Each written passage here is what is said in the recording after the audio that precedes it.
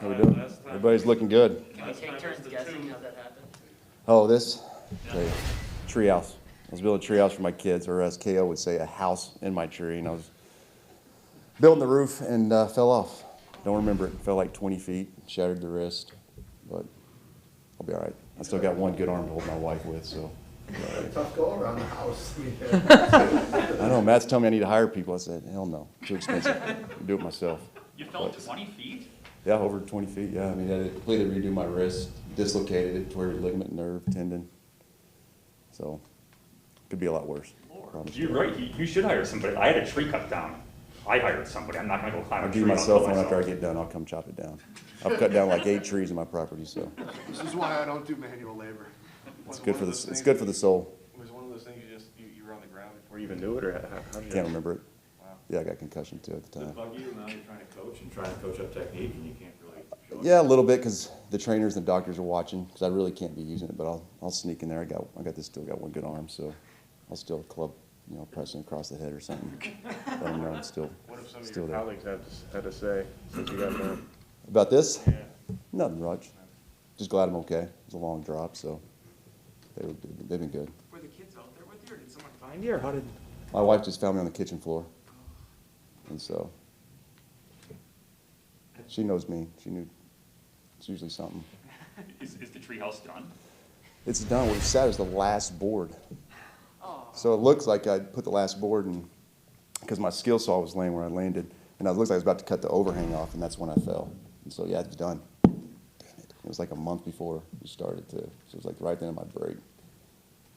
But oh well. How do you do all this pregame handwork stuff you used to do? I got Gray with me right now, Rumor. So he's always worked with me since I got here. I've always done it wherever I've been. The Jets, I found a scout that was an offensive lineman, and so I just searched the building. And obviously, Gray played offensive line, so I recruited him from day one. And so he's been with me for 2 years, and because I like to show my guys. I mean, obviously, he played offensive line and get to show him the sets. So I'll show Gray the sets that we're going to see that week, and so he can give him a really good look.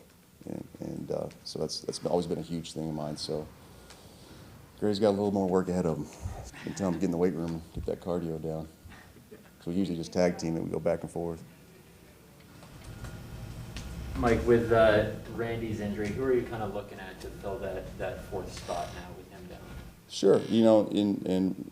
Rambo's been playing well. Really starting off. I know he only had a couple days in pads, but the special teams is obviously a big part for Rambo. But just say he was the fourth spot. I don't know if he would have been the fourth spot because Jonathan Garvin, right, even Tipa, there's going to be a good competition there. And then we got, Tay, or Devontae. He wants to be called Tay, so you guys be heads up on that one. But he's got a good shot at it, and then we just got Chauncey Rivers, and so it's just early, especially that fourth spot. That's the one that you have to fight for, and to get that fourth spot, you better be damn good on special teams, and they know that, and so. It ain't gonna be a four spot to play outside linebacker. It's gonna be the four spot to be on special teams, and that's gonna the deal with Rambo was he was one of our better special teams players, and so that's a big shoes to fill. But I think those guys got a great chance to contribute and help. What do you see from Kamal, practice or practice and a half? You got to see him at outside. Not really much right now. Like you said, I mean it was really half of a practice, but he played on the edge. In college, so it's not completely new. But a kid that's smart, he's obviously in the spring, he's been around with the system so far and kind of knows what's going on. It's not like just bringing just a new guy off the streets and you're just trying to, like Chauncey last night, he's deer in the headlights looking at me and told him at the beginning of the day, I said, don't even ask me a football question about defense. The only time you're going to be in is to set the edge and run or go get the damn quarterback. So you don't have to listen to the call. And so, that's where Kamal, he's got an idea with the package and stuff, and it's just hard for me to see, to really talk about him until he get back out there with pads and show me what he can do. With Chauncey, has he ever been up before, or has he always been a 3-point stance guy? He's been up. He was in Baltimore, so with Wink Martindale, very similar. He's a 3-4, like all 3-4s, but Wink's a little bit probably more towards Pettin and that type of style, and Rex Ryan that type deal. But yeah, he's been up, dropping. All that type of stuff. I like the kid. He's got a good look in his eye. I can tell he's got some dog to him, which I like. We'll see what kind of player he is, but that's the part I like. That's usually the first thing I look at, especially for him. He, you know, his first day, his family night, you freaking pulling up to the players' lot and there's 2,000 people. He's probably thinking, what the hell is going on, you know? And so he's actually the first person I looked at when I walked out there. He just looked behind me and he looked fine. And so I like that part about it. You know, Tebow caught my eye last year in camp, catches my eye every other day here. You know, just, Sure. what do you think you got there? Damn good football player. He's another one that needs to get the special teams rolling, because if that joker can put on 10 more pounds, he's a demon now. He plays hard. He's very smooth, quick. He's got great, you know, chop and spin, great counter with that. Got a great get off to beat you on the edge. Got to get better with his power. You know, he's learning that that's all you do. They're going to set you soft and they're going to wait for you. So you got to threaten. And a guy like him with a great get off, you should have a great power, because they're going to open up on you early. So you got to threaten with that. But if he puts some weight on, he's going to be a damn good player in this league. Preston was talking about how he feels like last year had a lot to do with his role. Last year's lack of pass rushing production had a lot to do with his drop role. Do you foresee that being different this season? And if so, who takes those drops? And who assumes that? It's all going to be equal with the job. That's the thing about a 3-4 defense.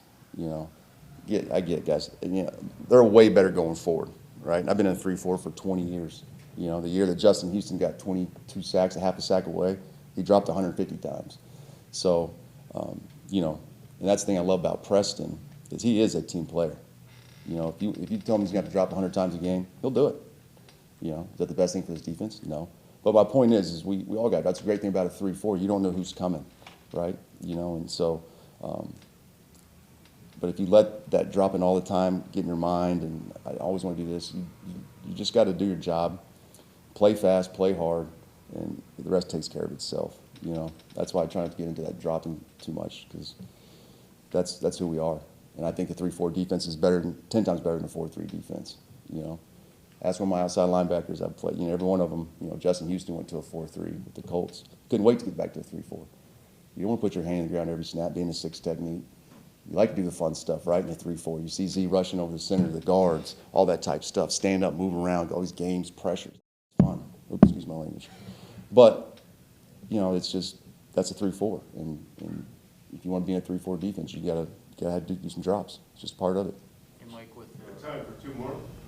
with Z not having practiced yet, is there any sort of different leadership dynamic developing at all in your room? Just the fact that he hasn't been on the field. Sure. You know, Z will always, even though he's on the field, he's always a leader. He's usually the first one talking in the room. But Rashan has been a guy. That's been the biggest difference with Rashan so far in training camp, is he's talking.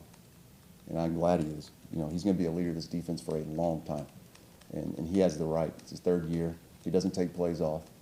Right? He does everything that you ask him to do. And so, and now it's funny when you see it, the guys, they're taking it in. You know, before it might be a young guy, you know, I don't know, but they know he backs it up. And so that's why I'm, you know, happy with Rashan right now. He's taking that step to become a leader. You can't have enough of those guys. In Baltimore, we'd have 8 or 9 of them on our defense that got it going. Better, more leaders you got, the better you're going to be on defense, player-led. Hey, Mike, going back to Preston for a second, and you've told us, you know, be careful how much we read into Pro Football Focus or whatever, but based on that, he didn't drop, according to them, he didn't drop a significantly higher percentage last year than he did 2 years ago. Sure. When he was, if that's accurate, in what ways do you challenge him to both, you know, kind of deal with those drawbacks where you're not going forward and be the productive guy he was 2 years ago? Sure. No, that's a great question. I mean, that's kind of what I said, you know, a little earlier. You just got to, you know, that's not just drop of anything. When you just start putting negativity in your mind or in your heart, that's usually it's a sign you're done. And it happens a lot with young guys. Like I was talking about with Chauncey, just looking in his eyes last night. As soon as the devil puts doubt in your heart, you're done. You're done. And so it's the same thing with dropping. You know, you start complaining about it, don't want to do it, that, whatever it may be.